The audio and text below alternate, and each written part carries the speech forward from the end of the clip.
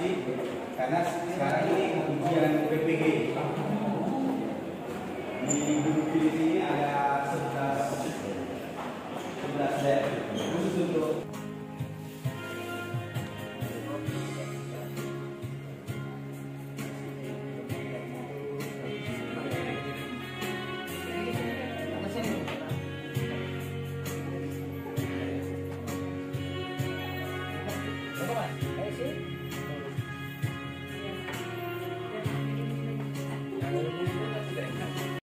Universitas Negeri Makassar itu memiliki 6 kampus ya, yang cukup besar karena bukan hanya di kota Makassar, jadi 4 kampus di Makassar, kemudian ada 2 di daerah. Yang pertama Kabupaten Bone dan Kabupaten Parepare. Kabupaten Parepare ini kota Parepare ini 200 km dari sini, dan tempat itu adalah tempatnya Fakultas Kedokteran dan beberapa fakultas-fakultas lain. Nah, Bapak Ibu sekalian, saya akan memutar video profil dari UNM yang memperlihatkan 9 fakultas dan 1 pasca sarjana. Saya persilakan. 4.000 sampai 57.000, sehingga memang kami melakukan wisuda itu sekitar 6 sampai 8 kali dalam setahun, bahkan sampai 10 kali ya, karena input yang masuk itu sudah sekitar 1000-an ya. Nah, Bapak Ibu sekalian, dengan 6 kampus yang ada dan tersebar di area yang luas, itu membutuhkan infrastruktur untuk bisa menyatukan. Apa yang menyatukan itu adalah ICT ya. Nah, saya ingin memutarkan sedikit profil daripada ICT ya, yang bagaimana ICT ini yang akan merekatkan seluruh dari 6 kampus yang tersebar tersebut. Saya persilakan.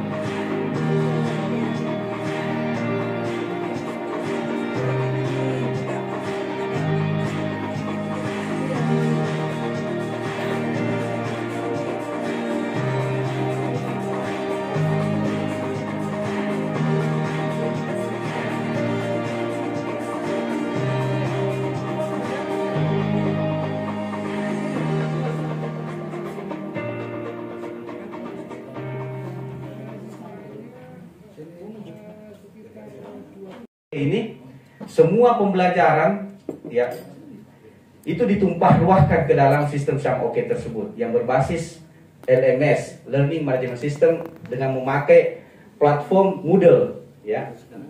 Nah, dari SAMOKE ini juga kita memiliki Merdeka Belajar. Jadi apa yang disampaikan tadi oleh Prof. Baharani, kemudian WR3, bahwa anak-anak mahasiswa kita sudah banyak yang bisa selesai 3 tahun. Ya, ada yang sudah 3 tahun dan kebanyakan itu 3 tahun 1 bulan, 3 tahun 6 bulan. Itu dimungkinkan karena sistem MBKM, Bapak Ibu sekalian.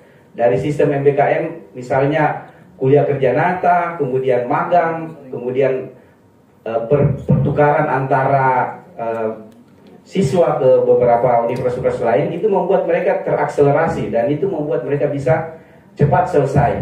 Terutama yang konsep KKN dan konsep magang itu akhirnya mata kuliah yang nanti di RPL kan itu yang bisa dikonversi itu membuka Bapak Ibu sekalian yang dari semester ganjil dan semester genap. Jadi otomatis tidak ada barrier Bapak Ibu sekalian.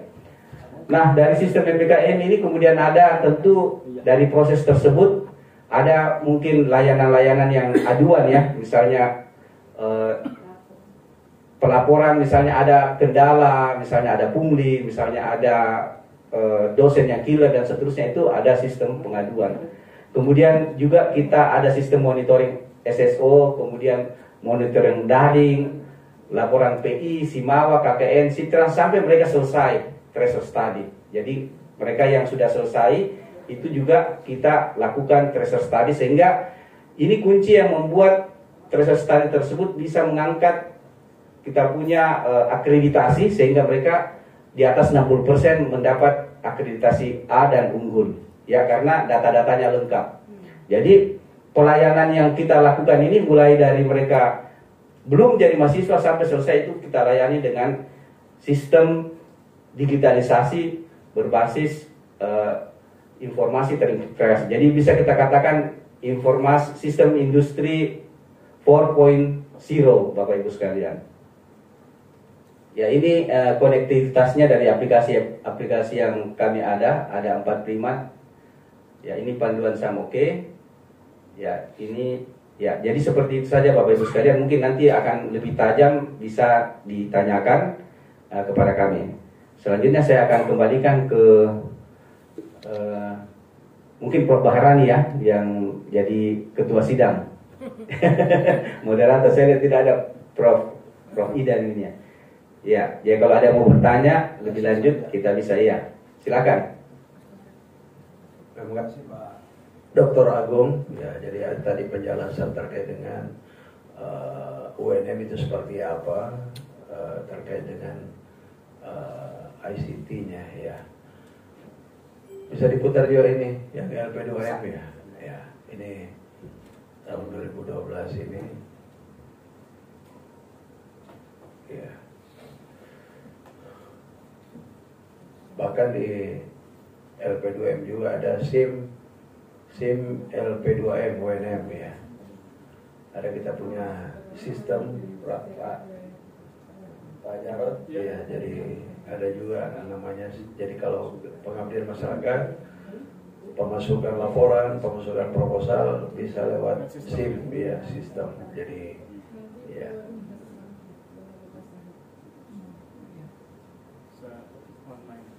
Ya. Dan pengabdian kepada masyarakat LP2M Universitas Negeri Makassar, wadah pengembang dan memperluas yang menghasilkan riset hukum dan pengabdian kepada masyarakat, dapat bagi masyarakat, bangsa dan negara. LP2M bertekad menjadi rumah inovasi berbasis riset. Mari memajukan negeri, meneliti dan berinovasi tak terbatas tentang kami tanpa batas. Lembaga Penelitian dan Pengabdian kepada Masyarakat LP2M Universitas Negeri Makassar memiliki tugas dari fungsi sebagai pelaksana penelitian dan pengabdian kepada masyarakat. Sebelumnya, Lembaga Penelitian dan Lembaga Pengabdian kepada Masyarakat adalah dua lembaga yang terpisah. Namun demikian,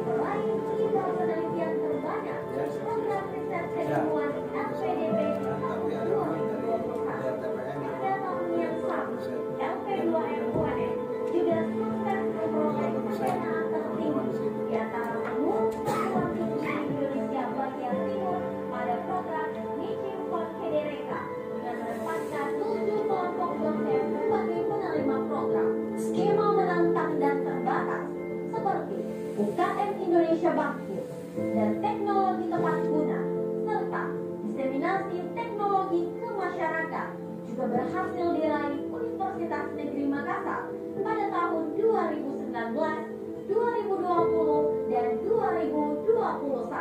Melalui usaha dan kerja keras yang terus-menerus, jumlah hak kekayaan intelektual Sivitas Akademika UNM terus bertumbuh.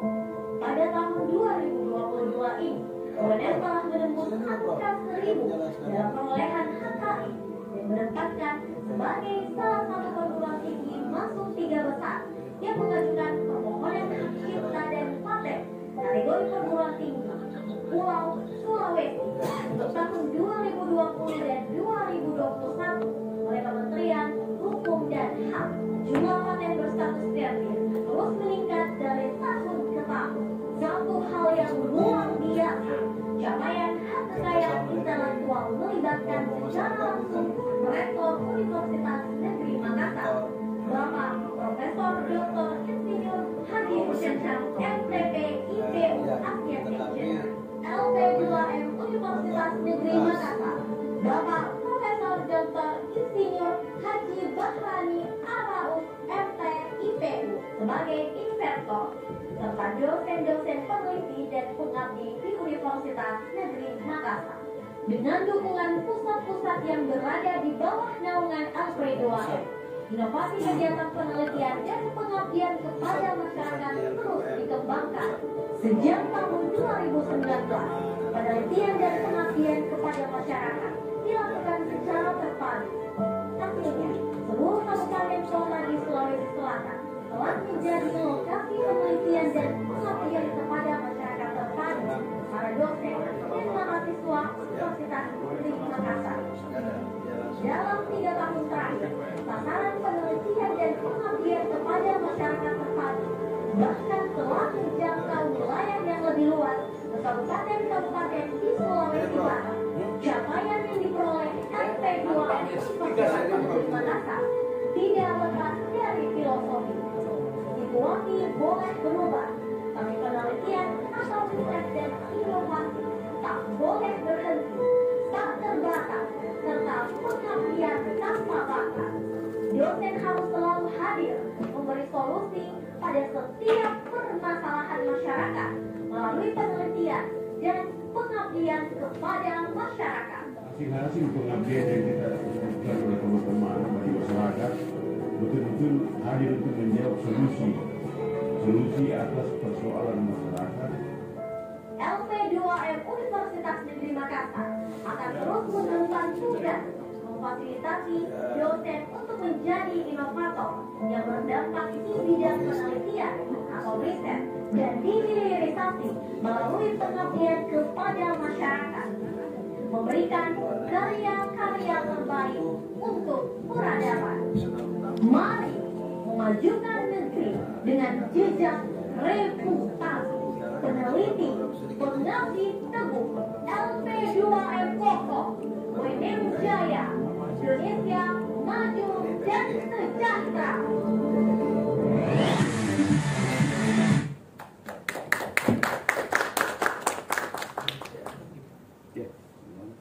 Pak Sabto sini. Oh, ya. Pak Berti ada? Ya, di situ juga boleh. Karena masuknya susah. Sini. Oh, sini sama-sama. Ya, sini. Oke. Silakan. Apa yang mau ditanyakan? Pak, ada yang mau bertanya? Oh, silakan. Siti. Terima kasih. Nama saya Taufik, saya juga dari tim UPT. Kalau di kami namanya PTIPD, Prof. Jadi Pusat Teknologi Informasi dan Pangkalan Data. Semua PTKN namanya sama. Kalau ada yang PTIPD, ada IPD dan sebagainya. Mungkin ini yang ingin saya tanyakan. Gimana nih kalau dari UNM ini dari sisi IT-nya menanggapi aturan pemerintah yang terkait SPBE, kemudian terkait dengan satu data dan juga PDN itu bagaimana? Apakah sudah ada instruksi dari kementerian untuk memindahkan server ke PDN atau ke Kominfo dan lain-lain? Terima kasih. Ya, ini Pak Agung. Ya, baik. Jadi benar yang Bapak sampaikan bahwa memang ada dari pusat yang menginstruksikan kita untuk melakukan satu data. Ya, kami sudah melakukan hal tersebut sebahagian tentunya. Jadi dimulai daripada sister. Ya. Jadi sister kami itu sudah betul-betul berpindah dan semua misalnya aplikasi-aplikasi yang ada di pusat yang memberikan kita informasi untuk diisi, itu kita sudah isi dengan synchronize, ya, dari synchronize. Jadi memang ini ada surge bahwa kalau dulu betul-betul universitas itu diberikan hak dan kewenangan untuk banyak membuat aplikasi internal, ya, namun kejadian-kejadian di universitas lain bahwa ketika aplikasi itu dibuat oleh developer dari luar, pada saat selesai kontraknya mereka bermasalah, sehingga dasarnya undang-undang itu keluar ingin disatukan semua datanya dalam satu platform. Namun itu memang di pusat belum satu platform, Bapak Ibu sekalian. Jadi kayak sister, kemudian dari MySinta dan Pusdatin itu memang masih datanya banyak yang separate, Bapak Ibu sekalian. Sehingga kita juga mengisi berdasarkan apa yang diinstruksikan oleh pusat. Ya. Untuk kita sendiri ini Bapak Ibu sekalian, karena di UPTTIK itu memiliki divisi programming, jadi 45 aplikasi itu kami bangun sendiri Bapak Ibu sekalian. Kami tidak melibatkan developer dari luar. Ya, sehingga kendala-kendala misalnya terjadi discontinue ataupun ada migrasi data dari yang kami miliki ke pusat itu jadi tidak sulit karena kita bisa membuat API-nya, ya. Jadi seperti itu Pak, penjelasan kami. Kalau dari sisi staf ada berapa ya Pak dari sini untuk seluruh UPTTIK itu? Ya, kalau staf UPTTIK itu ada 19 orang, itu khusus untuk di pusat saja. Namun dari lembaga-lembaga sendiri maupun dari fakultas itu juga memiliki staf TIK. Ya, nah inilah yang kami dari UPTTIK tersebut itu bersinergi dengan mereka. Ya, masing-masing fakultas ada bahagian IT-nya, misalnya mereka yang sistem informasi dari nilai-nilai ataupun sistem-sistem persuratan dan seterusnya, itu walaupun itu terpusat, tapi mereka juga ada manpower yang di tingkat fakultas maupun di tingkat kelembagaan. Nah, kami di sini kebanyakan di UPTTIK yang menangani masalah perangkat kerasnya dengan platformnya, sehingga kalau misalnya ada yang berhubungan dengan konten, tentunya yang paling banyak mengetahui masalah konten itu adalah lembaga itu sendiri. Misalnya LP2M juga mempunyai SIM LP2M tentang penelitian, pengabdian, kemudian bagaimana memasukkan penelitian dan pengabdian, bagaimana reviewernya dan seterusnya. Dalam sisi konten mereka sendiri yang akan mengelolanya. Namun kalau misalnya terkendala dalam penyimpanan ataupun aplikasinya sendiri yang bermasalah, itu baru UPTTIK yang turun. Ya, jadi kami ada 19 orang Pak di UPTTIK. Terima kasih atas penjelasannya. Saya kembalikan pada moderator.